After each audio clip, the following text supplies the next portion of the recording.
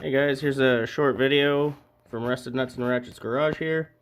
Just a small video about making your own tire bead sealant. So I recently just changed the lawnmower tire on my riding mower because it was leaking or weather cracked. So I got a tire for free from the dump and it was holding air. It was on its own rim. Whatever, it doesn't really matter. Just a slight backstory there.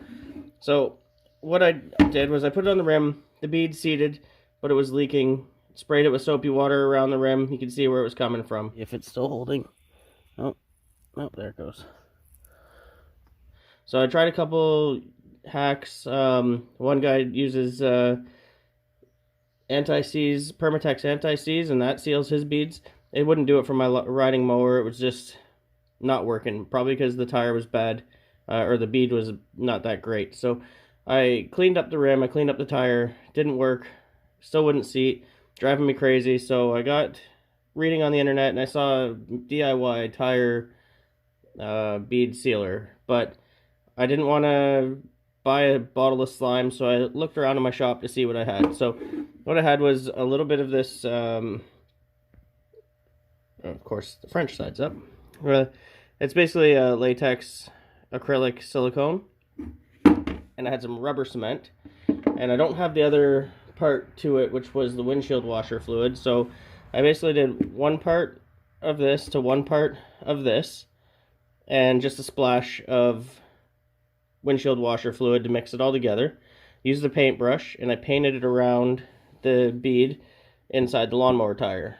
So the tire's been aired up for about 4 days now, and I'll take you back there to show you what's going on.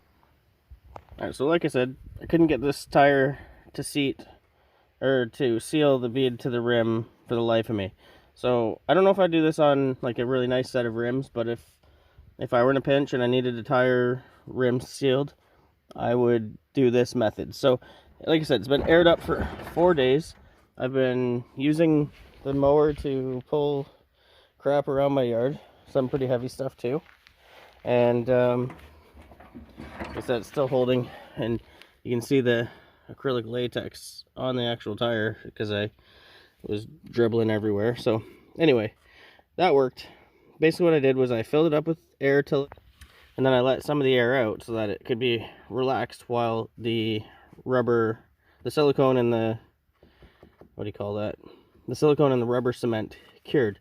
So like I said, it's been aired up for 4 days. Pretty good. Pretty proud of it. Just a little backyard garage hack might help you in a pinch.